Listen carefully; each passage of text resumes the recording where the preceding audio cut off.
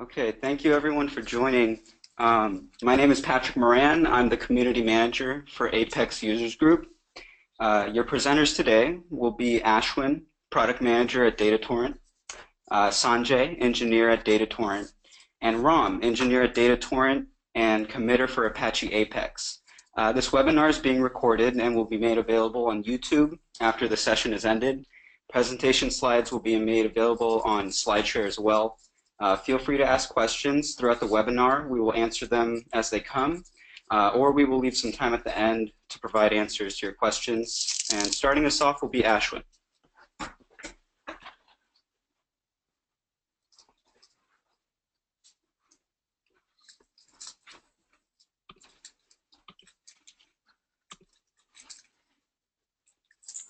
All right. Hello, everyone. So this is Ashwin. I am one of the product managers at DataTorrent, and I lead the AppHub and application templates products here. So today's topic of discussion will be AppHub and application templates and how it will help you in reducing your time to market and total cost of ownership and so on. And we will also look at a couple of demos and look at the roadmap of application templates. Before getting into application templates, I want to give a brief overview of DataTorrent, its vision, why we started, and the software stack that DataTorrent provides, and where application template fits in. So in terms of the DataTorrent vision, it was started about 4 years ago with a vision of productizing big data. So if you look at typical big data projects, it takes a lot of effort and a lot of resources to go to production, right?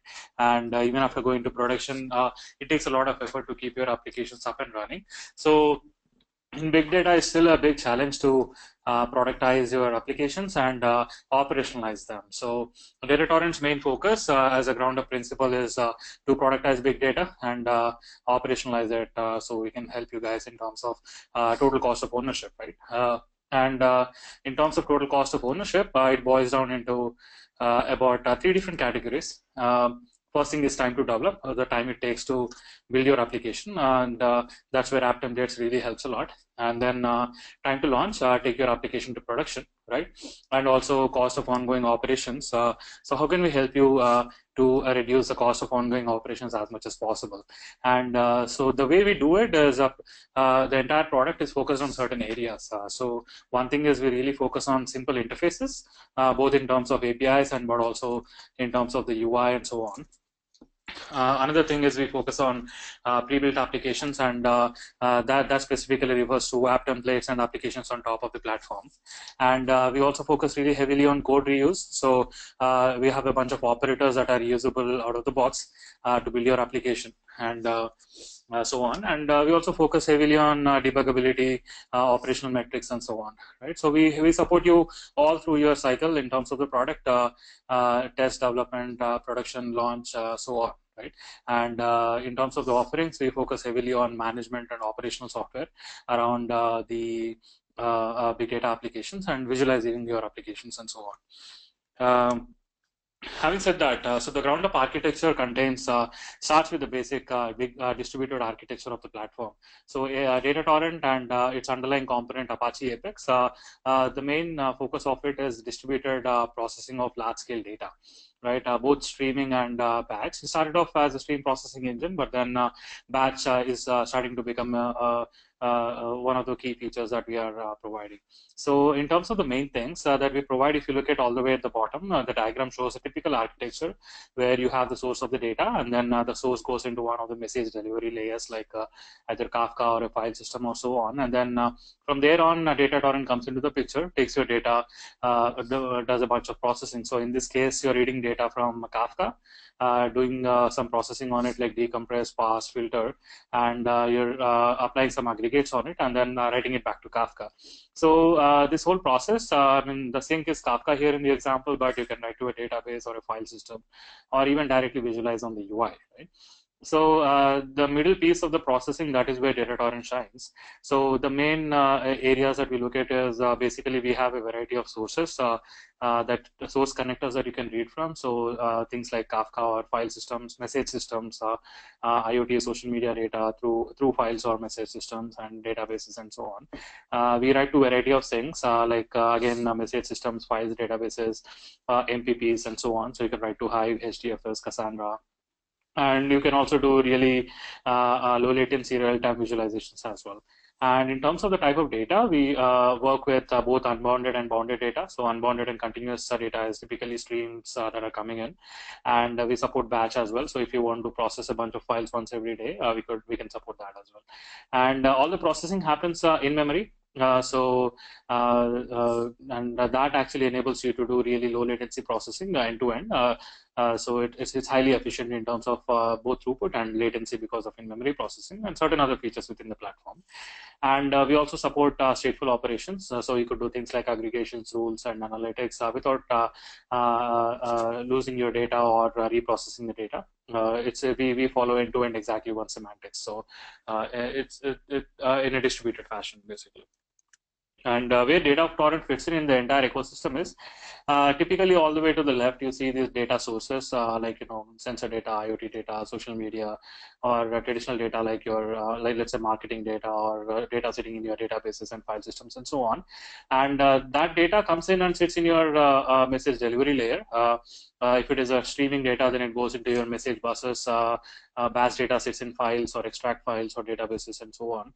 And where DataTorrent and Apex fits into is the processing engine. So we read from any of these sources, and we after the processing is done, we have a bunch of connectors that you can use to write to any of the destinations, right? And we can also do real-time visualizations of the data that is flowing through the pipeline. And in terms of the processing, we also do basic ingestion or ETL or analytics, or you can also build your custom operators and do the processing on top of DataTorrent. And DataTorrent and Apex live on top of Hadoop 2.0 plus, Hadoop 2.x, which is YARN and HDFS. We use YARN for resource management, so we get containers from YARN and then deploy the processes and the operators onto it.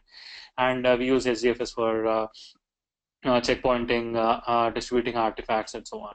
And since we are Hadoop native, we work with the major distros out there. So if you have MapR or Hortonworks or Cloudera, any of these, DataTorrent will work seamlessly on it. We also work with the cloud vendors such as Microsoft Azure and Amazon Web Services. And in terms of the software stack, you see all the way at the bottom is Hadoop 2.x, and that's where the DataTorrent applications live on. And with respect to DataTorrent, it is basically two layers, right? So the bottom layer is the open source Apache Apex project, which was built as proprietary product since 4 years, and then last year DataTorrent donated it to Apache's software foundation. So and then it became Apache Apex, and it is open source. So the bottom three stack layers that you see is open source, and then you have the closed source proprietary software on top. So if you look at all the way at the bottom, just above Hadoop, it is Apache Apex core, and the core is an engine that is responsible for bookkeeping and fault tolerance and so on. So when you deploy an application and launch it, Apex Core is responsible to talk to the resource manager, Jan, and get the containers for your application and deploy the processes for your application and kick it off and ensure that the application is running seamlessly. So if something goes down, let's say a container goes down or an operator goes down, it talks to Jan and get another container, deploys this process over there and continues from where it left off. So it is responsible for fault tolerance, scalability, and bookkeeping, window management, and so on, among many other things.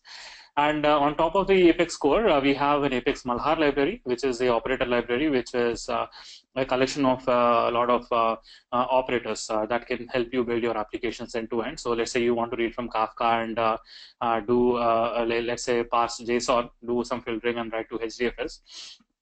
Then you can take the operators from Malhar library. So we have a Kafka input operator, a JSON parser, filter operator, HDFS, and so on. So this operator library helps you guys to build your applications very fast with out-of-the-box operators.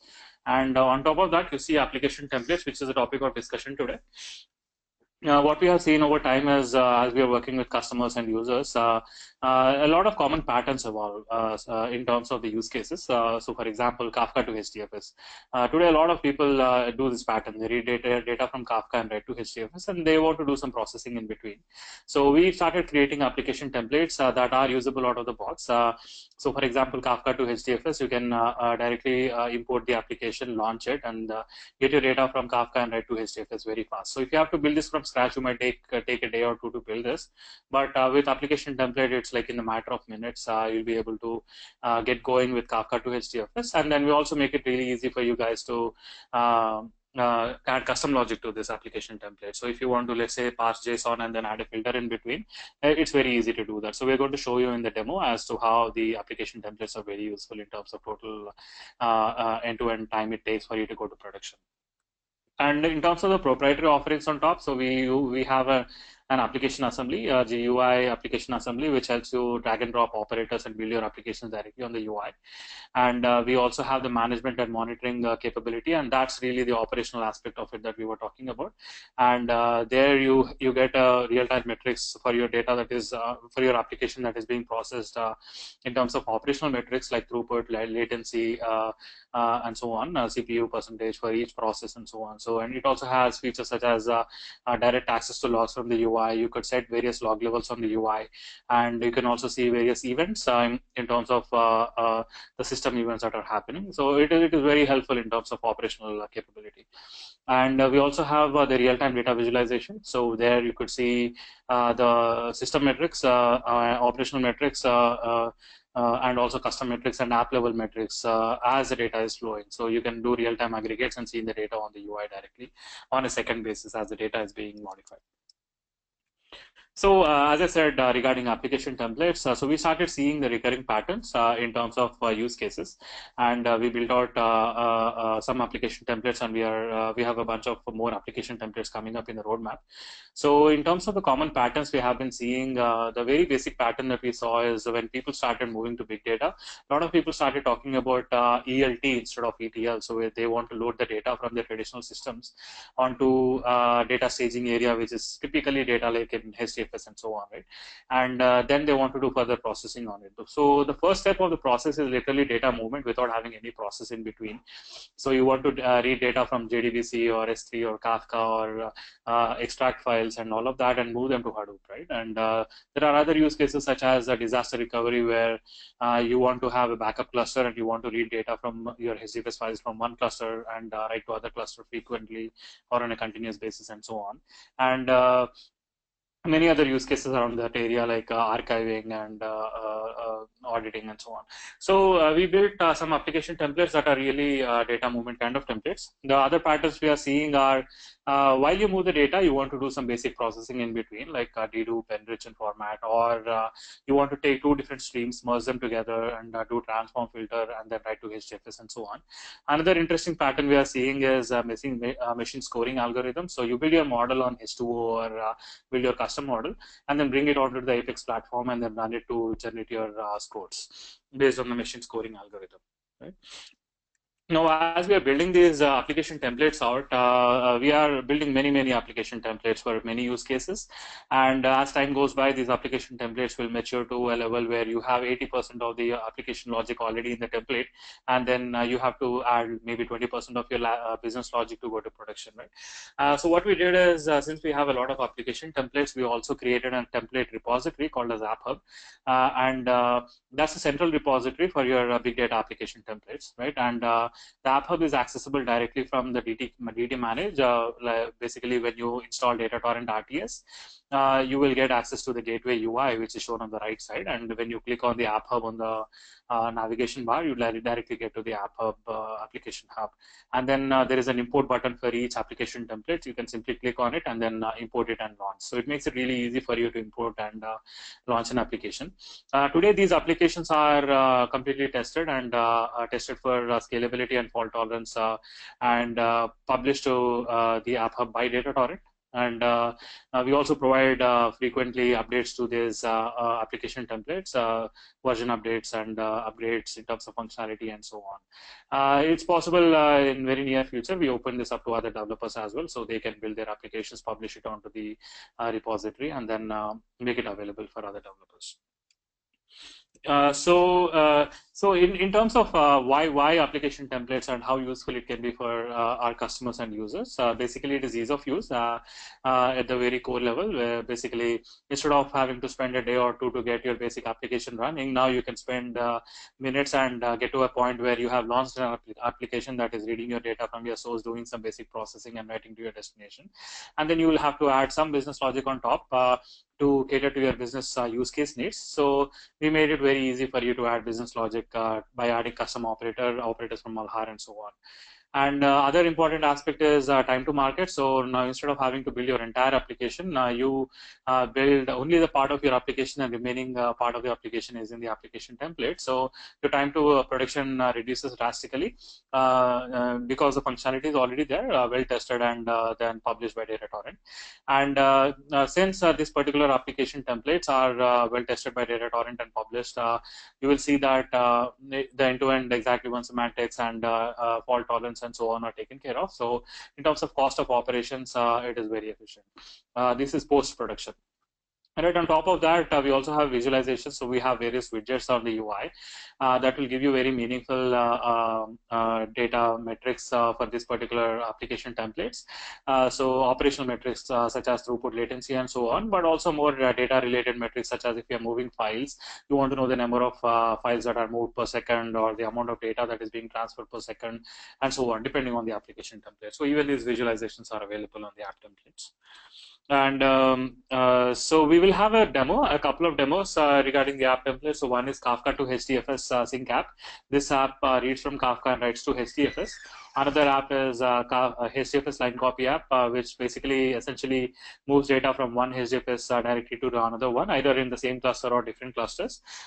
This app template helps you in batch use cases, where you are reading from one source HDFS directory and doing some processing in between, and then writing to another HDFS directory. So both of these start off as a simple point-to-point application templates, but then it's very easy to add custom logic to it, and we'll show you in the demo how to do that. And we have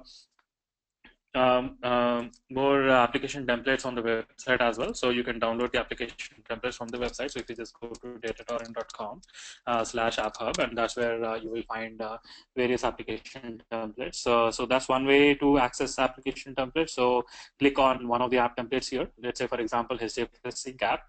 And we have a bunch of description about it here and a walkthrough video, so you can now very easily understand what's going on and how to use this application template. And you just click on download app template, and you can install it on your cluster. So that installs DataTorrent RTS underneath. So that's one way of accessing it. Other way of accessing it, accessing the application templates, is going to AppHub on your RTS installation. And from there, you can import the application templates directly. So I'll give it over to Ram now, so he can do the demo for Kafka to HDFS. But before that, I just want to ensure that you guys, if you guys have any questions, I can answer them.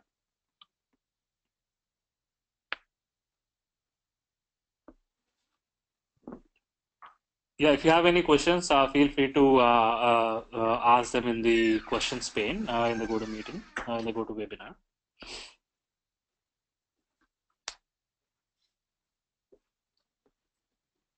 All right. So, Ram.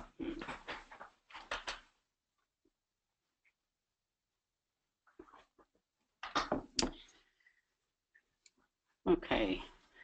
Hello, everybody. I'm Ram, software engineer at DataTorrent. As Ashwin has mentioned, I'm going to be talking to you about the Kafka to HDFS application template. And we need to get to the console, which is right here. Okay, so once you have the DataTorrent RTS installed, the user interface console looks something like this. We're actually on the Monitor tab. You'll notice at the top there's a navigation bar. that has a number of buttons. The place to start for application templates would be the AppHub button. That's the second from the right. So if you click on that, you'll see a list of these application templates, somewhat analogous to what Ashwin showed you on the DataTorrent website. So if you come here, you'll see here's the Kafka to HDFS sync app. And on the lower right corner of that box, there's an import link. So if you click on that import link, it will import that package.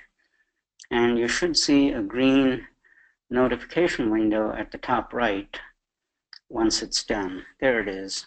It says application package Kafka to HDFS sync app is imported. So notice that the name of the package is a clickable link. If you click on that, it will take you to the application package page. And there you'll see the Kafka to HDFS sync application listed. This package happens to have just one application in it, but a package can typically have multiple applications. If you did have multiple, you'd see them all down here. The way you run the application is simply to launch by clicking on the launch button. And once you do that, you'll come to this launch dialog, which has a number of fields. The name of the application is automatically populated to something reasonable that comes from the package. But if you prefer something else, you can change it over here. The important thing for us is that these applications need to be configured. And we typically configure them using XML files. And those files are made available when you click on this checkbox that says Use Configuration File. If you then click on this bar just underneath it, the input window, you'll see a drop-down menu with two entries, one for configuration properties appropriate for a cluster, and the second one appropriate for the sandbox. So the DataTorrent sandbox is downloadable from the DataTorrent website, and it provides you with a built-in single node cluster with all the bits and pieces needed to build Apex applications. So if you're running on the sandbox, then you would choose the sandbox memory configuration. In our case, we're actually running on a real cluster, so we'll choose the first one, which is the cluster memory configuration. After doing that, we need to come down here and click on the Specify Launch Properties button, and that then opens up an additional pane which has a white button that says Add Default Properties. If you click on that, you'll see a bunch of properties over here that are already pre-populated, but the values are not appropriate for our use case. So for our use, the first one that says file path is the path where the output files will be placed, and we want it in a different location, and I have the properties here in a document, so I'm just going to copy them over from here and paste them into that launch dialog. So here's the value, user/user/app/user/output. So I copy that and then head over to the console, go here, remove the /temp, and then paste the new value. The output file name, we'd like it to be a little bit more descriptive. So head on over to the document here and pick up the name from there, Kafka to HDFS. So I come over here and drop it in. The clusters property requires the host name and port of a Kafka broker. So in this case, we have such a broker running on node17.morado.com :9999. That's the port number. And the rest of it, it doesn't need any changes, so we'll leave it alone. And then if you scroll up a little bit, you'll see this green launch button on the right bottom corner. So click on that. And here again, there'll be a pause of a few seconds, and then the top right corner should have a green notification telling you that the application has started. So we'll wait a few seconds for that to happen, and there we are. We see this application ID, which is this long string. And that string is useful to make a note of, because in the log files, that string tends to appear. So if you're doing some troubleshooting, that's the number that you'll need. That application ID is also a clickable link. So if we click it, it will take us to the page that shows where the application is running. Now you can see the user interface is very rich. There's a large number of elements in it. And what we see here are the two operators: the Kafka input operator that reads from Kafka and passes data down to the file output operator. There's numbers on the top and bottom of each operator showing how many data tuples came in and how many went out. In this case, it's showing 0, 0 because the processing, while I was talking, the processing actually completed. And you can see that from the total processed and total emitted numbers up here. 19,982 values were actually processed. It very quickly zipped by. So this diagram illustrating the application operators and how they're connected is called a DAG, directed acyclic graph. And that's shown when you're on the logical pane. So up here, you'll see there's a number of different tabs. There are different views of data about the application. The logical tab shows you the DAG, as we said. The physical tab shows you the different containers that are running. Containers are essentially Java virtual machine processes that are running on multiple nodes of the cluster. So here you see towards the right a column that says container, and it's showing that container number 2 is running the Kafka, the file output operator, and the containers 4 and 3 are both running a Kafka input operator. So if we look at the physical DAG view, you'll now notice that it looks a little bit different from the logical DAG view. We have two different input operators. And the reason for that is partitioning. So partitioning is the primary mechanism that we use to scale as the data sizes increase. And in this particular case, the Kafka topic was partitioned into 2, and the Kafka input operator is smart enough to notice that and create 2 partitions, 2 replicas of itself, each one handling a different partition of the input data. And that's why when we go to the physical tab, we see 2 different Kafka input operators. Notice also that in the physical DAG view, there's this additional operator called unifier, and that's necessary to pull the data together from the multiple output streams of the partitioned operator, because they all need to go into the single input of the file output. So that unifier is a sort of a collation operator that pulls all the data together into one stream and then shunts it down the line.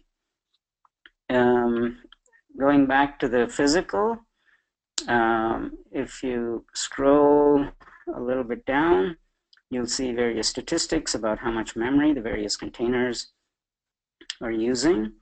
And you'll also notice that there's a container in the containers panel that has the number 1, and there's a little label, a tag next to it that says App Master.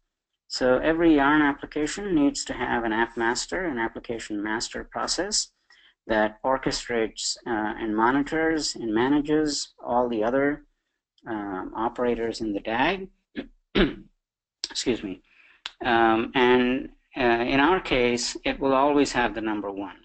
These links are clickable, and once you click on one of these containers, it will take you to a page where you can actually look at the logs. The blue drop-down button gives you access to the log files, so in case you need to do some troubleshooting if something goes wrong.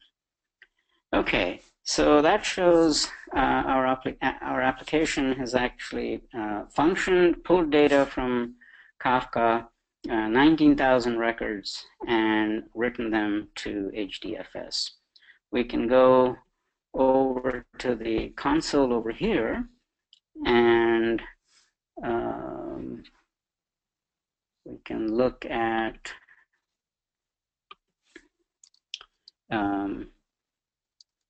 the output directory where the files are supposed to show up.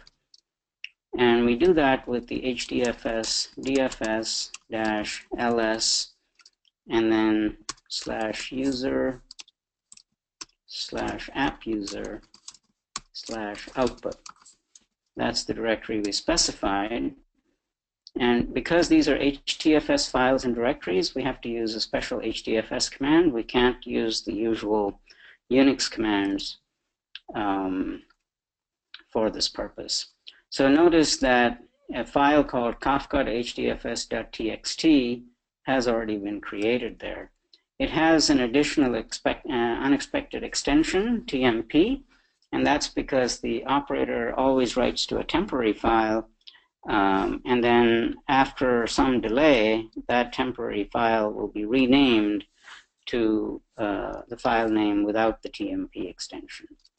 If we want to look at the contents of that file, instead of ls, we can say cat, and there's a large number of records, so I don't want to flood the console. I'm just going to pipe it to head. Oops.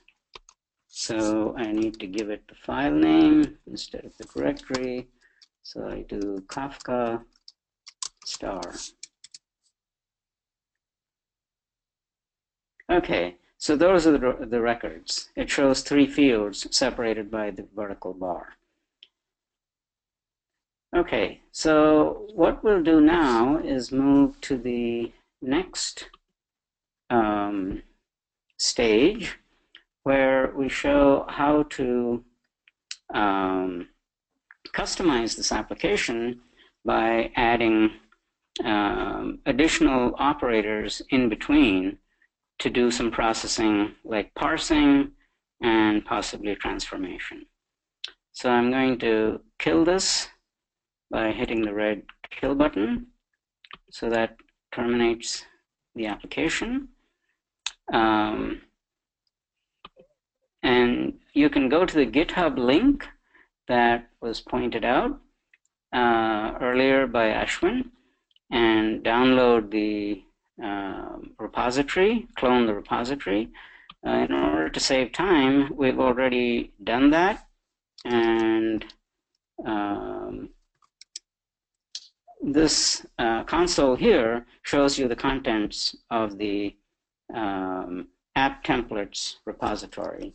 If I do a git remote -v, you'll see the actual URL that was used to clone this repository.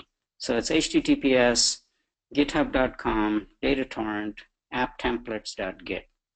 So if you clone that repo, you'll get something that looks exactly like this. And notice that there's a bunch of application templates here. The one we're interested in is Kafka to HDFS. So I'm going to step into that directory, Kafka to HDFS sync. And if we look here, we see there's a source directory and a pom.xml. The pom.xml is the basic file that governs how Maven builds this application. So all of our application templates are built using Maven. In fact, even the core software and the Mulhar library are also built using Maven. And this is what the Maven file looks like. There's a few basic things like the name of this project, version, and stuff like that at the top. And then a bunch of properties. And then we have an element describing how the build works and the plugins that are involved. At the end of it, there will be dependencies. So when you start developing applications, your file will also look something like this. And if you happen to need additional packages or libraries from third parties, you would put in a dependency element down here. Okay, so we have here skip tests, a variable called, an element called skip tests that's set to true. We're going to change that to false because that will allow us to run some of the unit tests that are built into the applications. What I'm also going to do is remove the target directory, which is an artifact of the build process. You can do that by just saying maven clean. And now if I do the ls, you'll see the target directory is gone. So if we look for what Java files are present here, I run the find command, and it shows you that there are 3 Java files. One is in the test directory called application test, and a couple are in the main directory. The POJO event represents an object that is the tuple that's passed from one operator to the next. The application.java file is the one that we'll be modifying to add additional operators. But before we do that, let's take a quick look at the application test.java.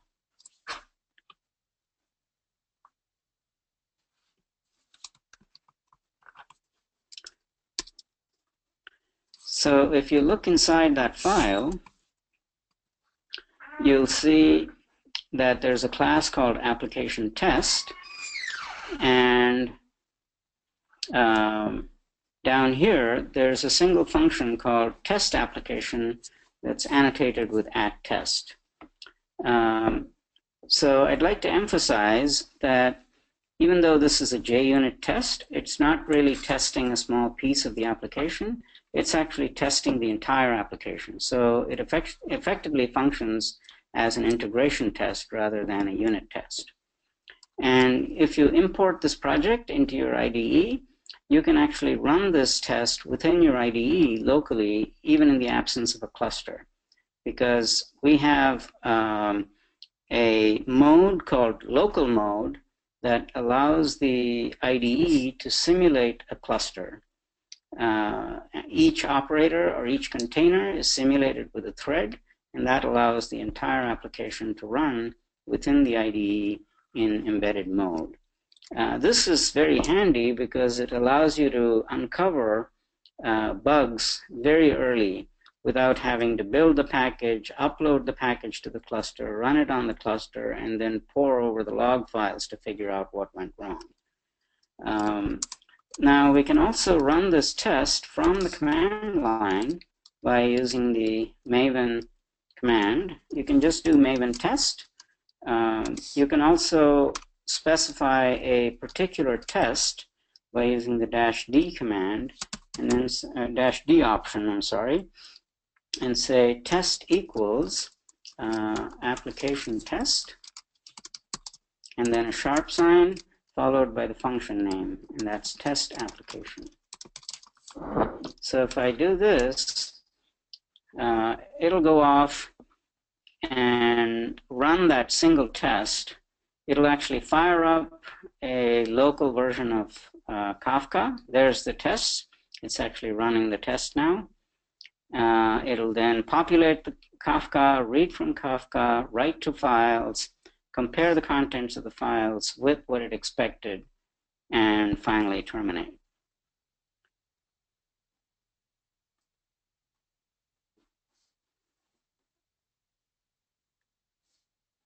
Oh, what's happening? So this ran before, but it looks like it's running into some exceptions. Okay, let's leave this alone. Looks like there's some glitch in this process of running the application test, but normally it should run, and it actually ran this morning. All right, so let's move on to the next phase, where what we will do is let's run the find command again to locate the source files. We'll now edit the application.java file.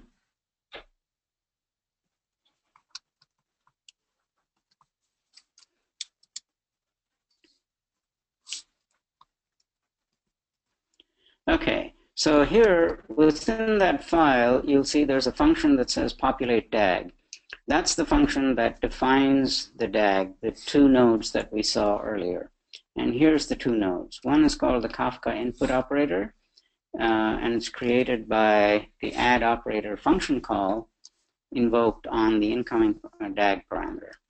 The second one is called the bytes, uses the bytes file output operator, and it's also created the same way using add operator. And finally, we have the add stream, which creates the stream connecting the output port of the Kafka operator to the input port of the file output operator. Okay, so we're now going to add custom logic by adding additional operators. So I'm going to come down here and pick up these operators and paste them over here. Okay, so we have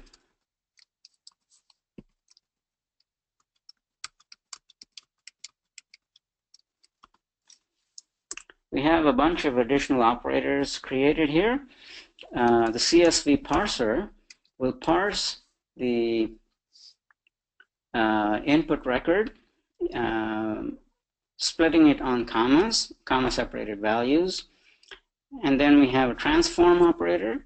The transform operator essentially executes expressions, and we're using this expression map to convert the name field to uppercase. That's what this cryptic expression means.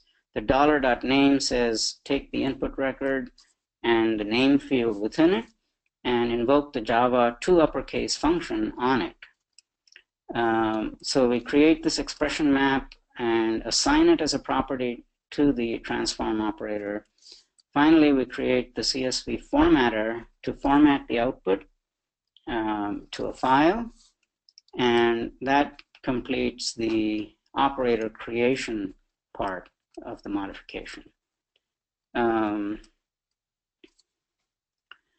Okay, so we'll now, oh, there's one more. We need to replace the, because the parsing is happening on a line-by-line basis, we need to change the, I'm sorry, the output, the formatter is writing on a line-by-line basis, we need to change the bytes file output operator to the string file output operator.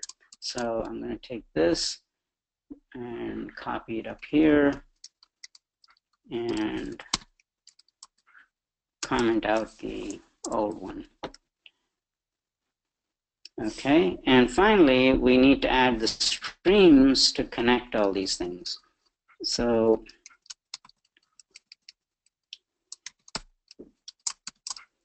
go here, I'm going to comment out the existing stream.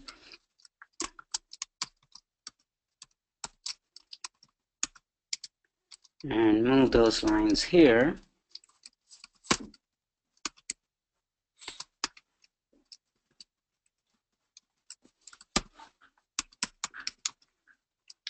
And that takes care of creating the streams. So the new streams are connecting the output port of the Kafka input operator to the file output. Oh, I actually don't need this. That's the same as what existed. Okay, so we connect the output port of the Kafka input operator to the CSV parser. And the output of the CSV parser goes to the transform operator's input. The transform operator's output goes to the formatter's input.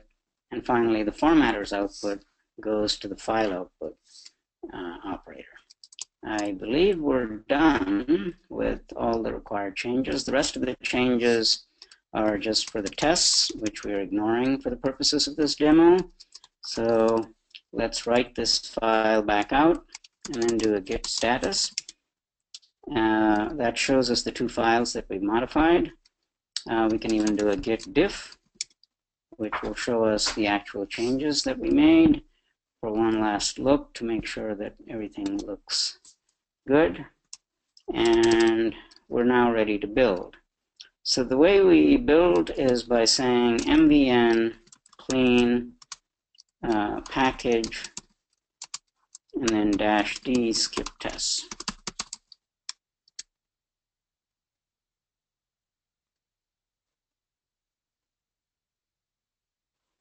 So once this build process completes, you'll see that the target directory has a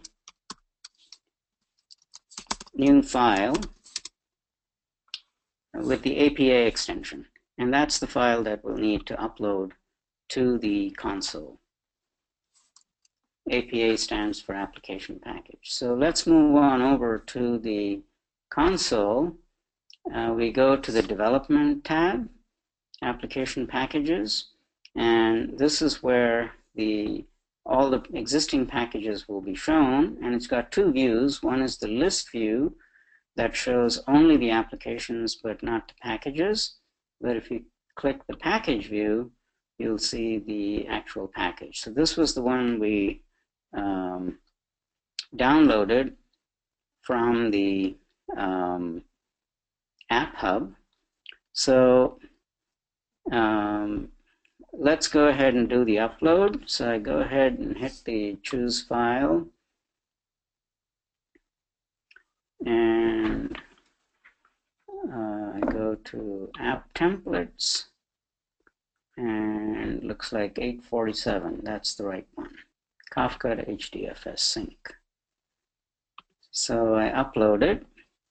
Now at this point, since another package already exists with the same name, if I try to upload it, it might complain. So I'm going to say upload and replace. So it's going to wipe out the existing package and replace it with this one, if there's a conflict.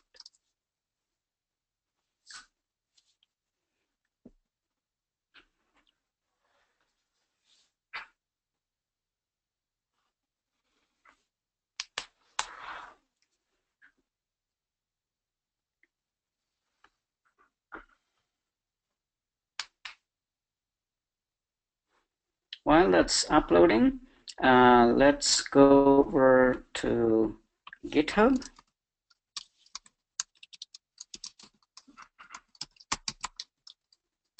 GitHub.com DataTorrent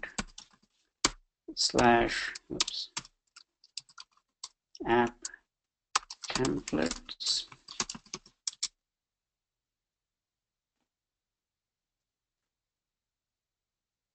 So this is the repository that I showed you before from where I cloned. So you can go over here and just browse the code if you want and look at what else is available. This repository is being updated almost on a week-by-week basis. We can also look at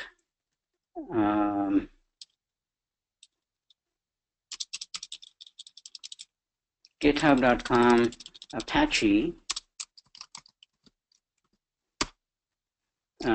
Apex Malhar. So this is the open source library of operators, and this is a rather large repository. So you could clone this and browse through to see what operators are available. There's a very large number of, at least a couple of hundred operators available here. There's also a demos directory that has pre-built demos that you can run. There's a docs directory that has documentation for a few selected very important operators. So that's certainly worth browsing. Okay, so let's head back over and see if our upload is completed. Yes, it has uploaded, and notice it says last modified 12 seconds ago. So this is the one that we just uploaded. So I'm going to launch this exactly the same way as I launched the other one by hitting the launch button and then saying use the configuration file and cluster memory configuration, specify launch properties, add default properties, and here, go over here and pick up this guy and replace the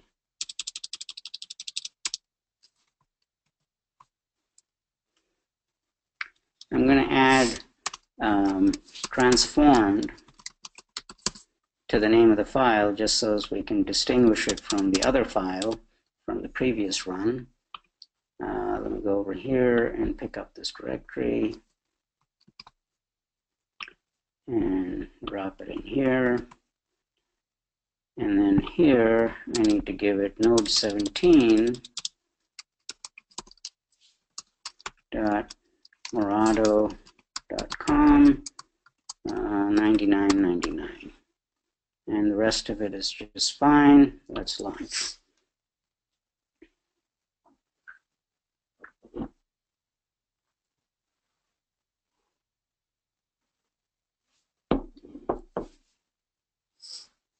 Okay. There's the notification with the application ID. I just clicked on it. We've reached the application page. The system is now bringing up all the operators. There they go. They're firing up now. Notice from the pending state, they switch to the active state. If we go to the logical view, we see the CSV parser is here, the transform is here, the formatter is here, and notice the numbers as it processes the data. So in a few seconds, it just finished, and we have the totals over here. Now again, if we go to the physical DAG view, you'll notice the same sort of thing. The Kafka input operator has two partitions because the topic itself has two partitions. Let's now go over to the console and take a look at the HDFS and see what we have there. Okay, so there's the transformed file that we were looking for. If I now cat that file, Kafka star transformed, and then a star, we should now see the user replaced by uppercase user. There we go. So we see what used to be lowercase before is now uppercase because our expression in the transform operator specified that the string should be converted to uppercase. That concludes the demonstration of this application template. Thank you for listening, and see you some other time. I'll pass it over now to Sanjay to talk about the next application. Thanks, Ram. Hi, everyone. I'm Sanjay, also an engineer in DataTorrent, and I'm going to talk about the second template that Ashwin mentioned, which is called HDFS to HDFS line copy. Now, one would actually do HDFS to HDFS block copy. So one of the reasons why we call it HDFS to HDFS line copy is typically to do some kind of processing in flight. So I'll show you, in our demo what we do, but typically you could do things like, process or transform the input that comes in, and before you write it out to the destination HDFS, you kind of change it. So we'll see. Most of the stuff is kind of similar to what Ram did for his demo, for that demo app template. We'll go back to the console and go back to AppHub. And the one that we are going to work with is HDFS to HDFS line copy app. So let me import it from the AppHub.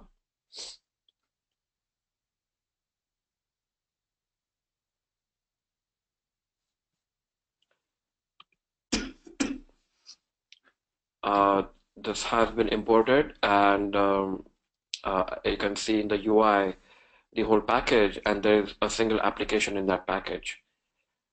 I'm going to run this now. You can see while running, I can specify the source and destination locations for my HDFS files. Now, typically this application would be used to copy between HDFS clusters, but in this particular demo, we are going to copy within the cluster. And I'm going to call this particular run as HDFS line copy imported. Ram already told you about the configuration file. I'm going to pick the cluster memory configuration file because we are running this in the cluster. And we'll see the launch properties required for this template. I'll click on the add default properties. The first property is for the output file path. And I'm going to pick one set up for this demo, which is the same as the previous demo, which is user app user output.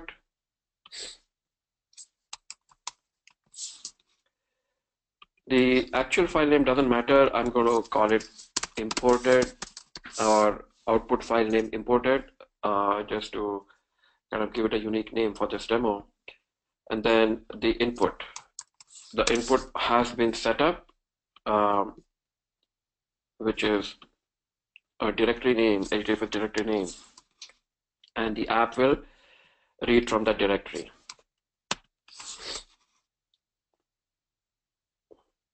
Let's launch it.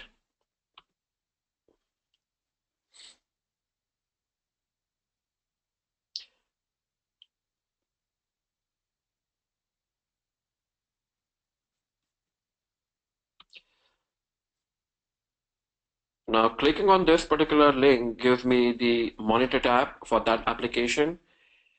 As you can see, the application has started running, and it is already in the physical DAG view. Let me go back to the logical view so that we can see what the logical DAG looks like.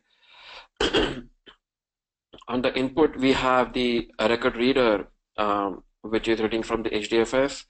It's giving it to the CSV parser, and then this is line by line reading. So each line is a CSV line, which is passed by the CSV parser, given it to the formatter, and the formatter just formats it back into CSV and writes it to the output side. Going back to the physical DAG view, you can see how the operator, the record reader operator, is partitioned into 16 partitions. So because the input file is huge, it is kind of the process of reading that file is partitioned into 16 partitions, and all these partitions are reading the file in parallel. The way it works is, let me go back to the logical view. the file splitter operator splits the file into 16 partitions in terms of its metadata, and it gives that metadata to each of these partitions, and the partition each of those partitions reads the file content from the metadata that was given to it. By metadata, I basically mean the offsets. So each of the partitions knows the segment of that file that it is responsible for reading. So right now the application is running, and as you can see, the numbers which are getting incremented here, the totals which are being processed and emitted shows that the files are being written. Let me go back to the tab where we can see the content of the app user output directory, and as you can see that on the output side, let me add the -t option so I can see the latest file at the top, and you can see the file name I mentioned, output file name imported.txt is getting created here. So let me just dump the contents of one of the files.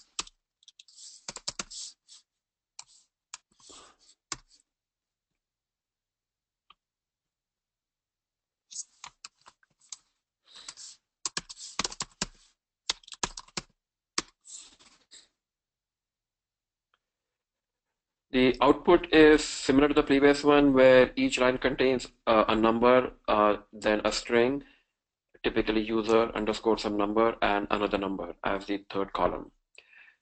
So this is very briefly a demo of the template we imported from the hub. The second part of this demo is using taking the same application or the same template, taking it from the GitHub source code repository and modifying it. So I already have this repository cloned, and I already have imported the project that I'm interested in, HDFS line copy, into my IDE, and let's look at the source code, and let's see how we can customize it. Similar to the previous one, there is the application.java file which contains the meat of the application, and here we construct the DAG and just run it. So this is what the imported application contained, which is it had the record reader feeding into the CSV parser, and from the CSV parser it was going out to the formatter, and the formatter was going out to the output file, the HDFS file output. And this is what the default application did. Let us modify this to add another operator, which is the transform operator. What the transform operator does, it uppercases the middle column, the user string that we saw in the output, that would be uppercased by the transform operator. And let's see how to do that in the source code. The comments here already indicate how to do it. So I'm just going to take this code, this commented code, add it after this block of code.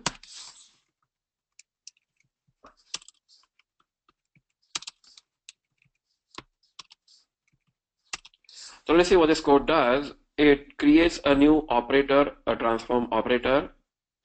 It configures that operator to perform the transformation, which is take the name column and convert it to uppercase. And this is the way you specify the transformation that needs to happen, or the processing that needs to happen in the transform operator.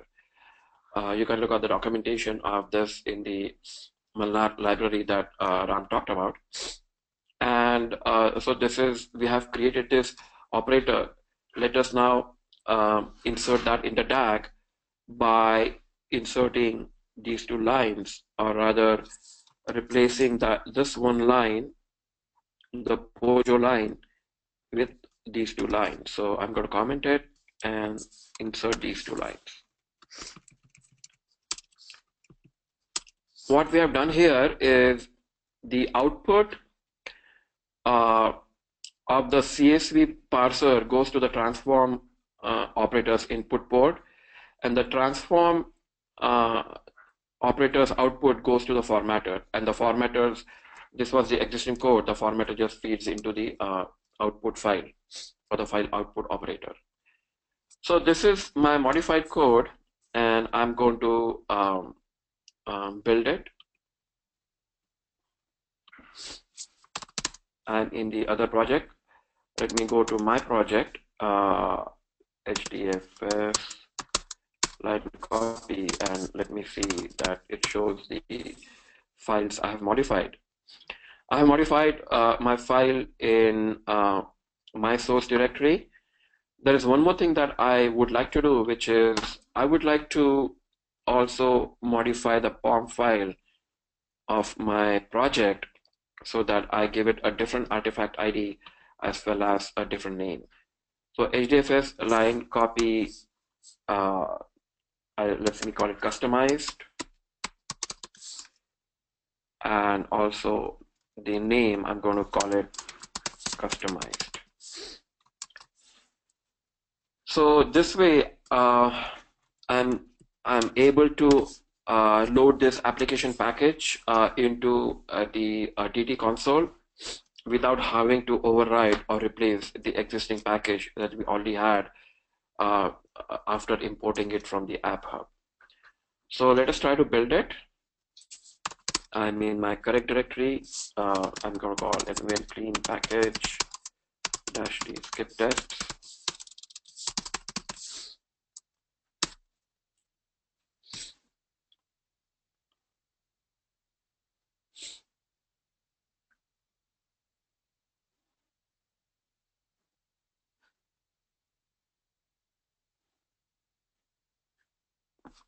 There's one thing I forgot to do, git status, to show that it also shows my POM file being modified, and let me do git dev to make sure my changes are what I wanted.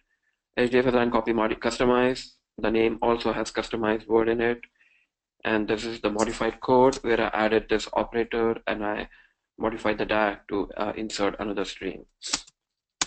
Anyway, the APA file has been created. HDFS line copy customize 0.apa built just now. So let me import it in my DT console. I'm going to stop this because we're done with it. Let me go back to the develop tab, application packages. Let's use the tile view, and I'm going to upload my newly built package.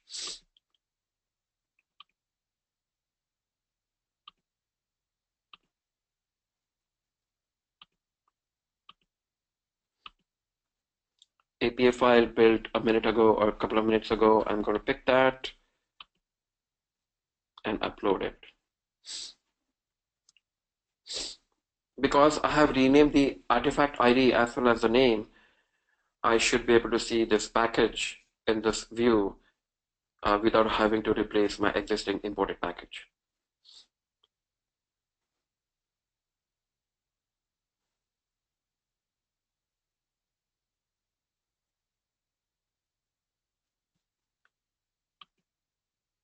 So this is my customized package, and let us try to execute it. Let me launch it, similar to the previous launch. Okay, let me also call it customized. I pick the cluster configuration, and in terms of the launch properties, I use the same properties as last time, except the output file name. So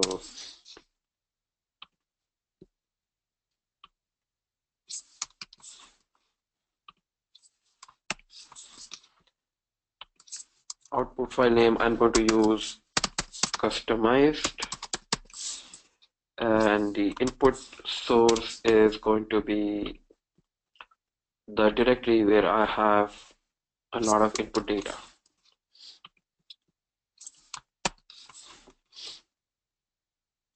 Let us try to run it now.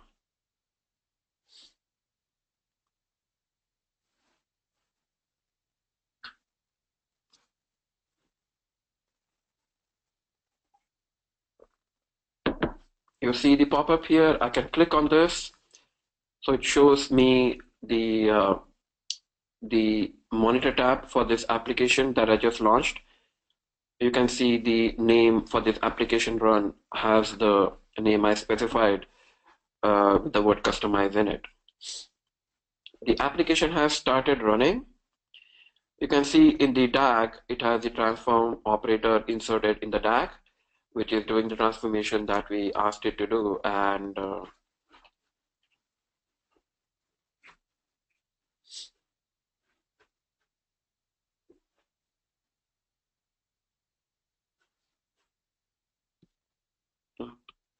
okay. Look at physical DAG view, similar to the previous one.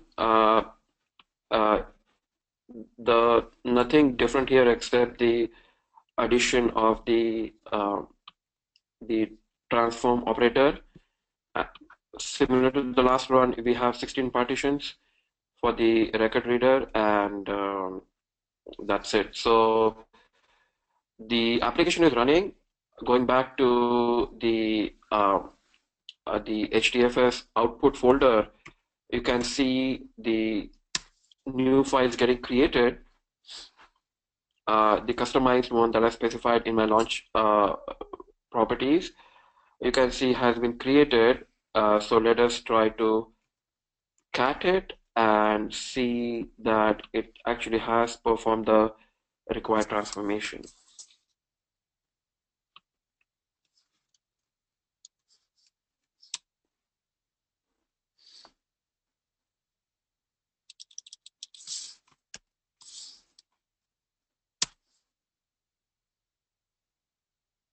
As you can see, the middle column has been uppercased, which is what we wanted to do by inserting the transform operator. And this is what I wanted to show in this particular app template. So that is all I had to show. And if you have any questions, feel free to ask them. I'm going to hand it over to Ashwin to conclude and summarize the webinar.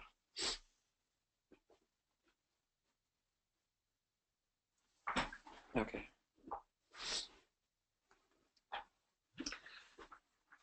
All right. Thank you, Ram and Sanjay. It was a very good demo. As Sanjay said, if you guys have any questions, feel free to ask them in the questions pane, and we will be glad to answer. And I'm gonna spend a quick few minutes to talk about the roadmap for app templates, and then we'll conclude after that. And just before that, I just wanted to show you one more thing. So when you go to AppHub, when you see all the app templates here, you can click into any of the app template to learn more about them. So for example, there is an S3 to HDFS sync app here. You could just click on that, and then within there you will see the description of the app template and the corresponding walkthrough videos over there, and some images there for your help. And you can find some links here, the resources where you could get the walkthrough document from here. I think there is a URL typo here. Let me check if this works. Okay. Not sure what happened there. Let me pick some other app template. So let's say Kafka to HDFS to Kafka app template. And if I go all the way down here, so there is a docs link here. So I go to the docs link, and then I see the walkthrough doc. And all of these app templates will have their corresponding walkthrough docs continuously being updated here. So you'll be able to see all the details about these app templates. And similarly, as Ram mentioned, there is a corresponding link to the GitHub URL. And now, if you have any feedback for us, do definitely send an email to feedback@datatorrent.com. And we also have a user group, a user discussion group for application templates, which is dt-users@googlegroups.com. So you can go there and have discussions about application templates or feature requests or any of that sort.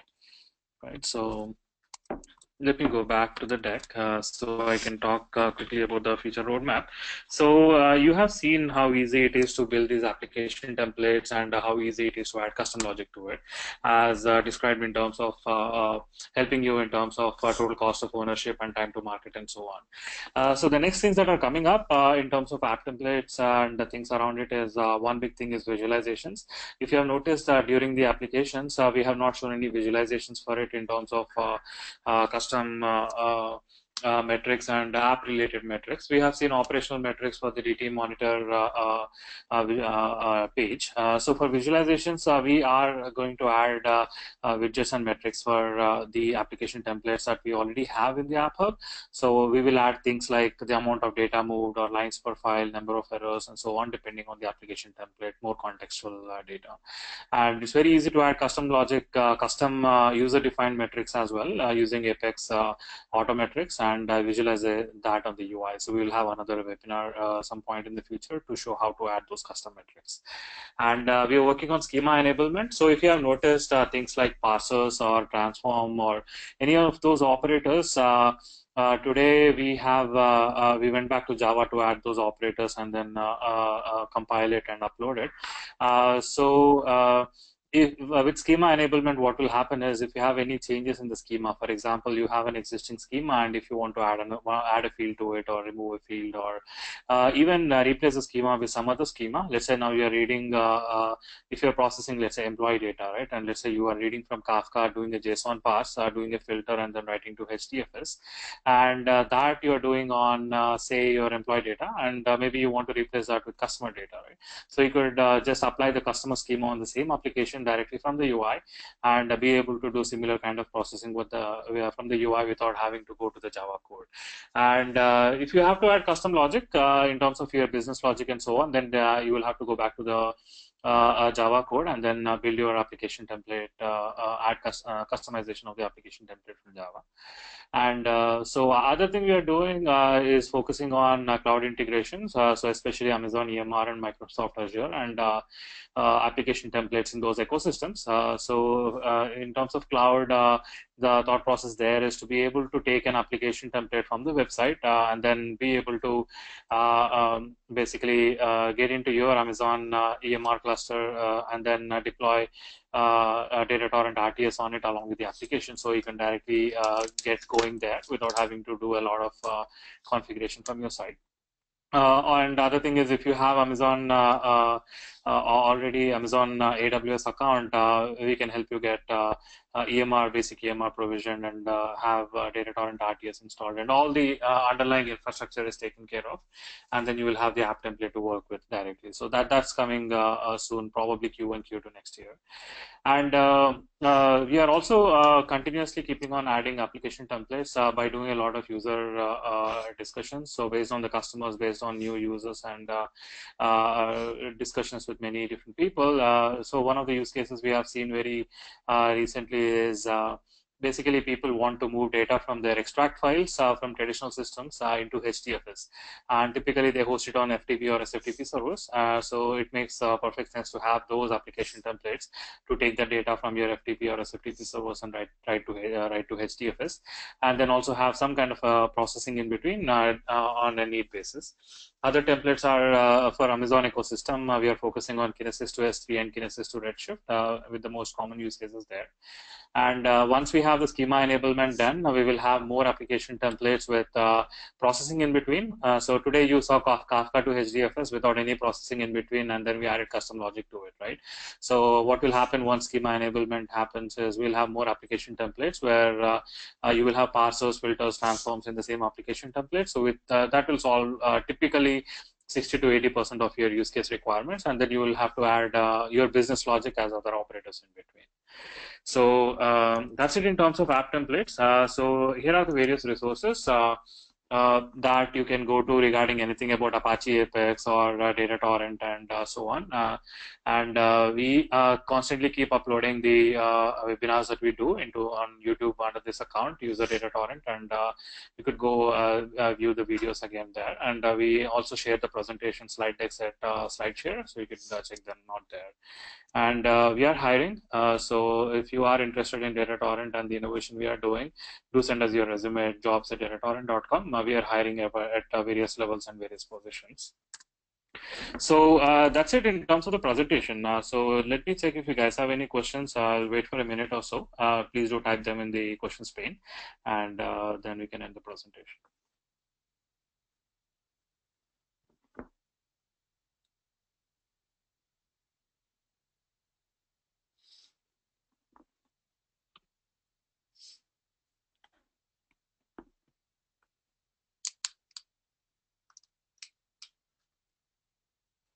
All right, so seems like there were no questions. Hopefully everything was very clear. If you have any further questions, do feel free to ping us directly at feedback@datatorrent.com or even start a user discussion at dtusers@googlegroups.com. Thank you so much. Okay, that concludes our webinar. Thank you again for joining, and we really hope that you enjoyed the presentation. Have a great night.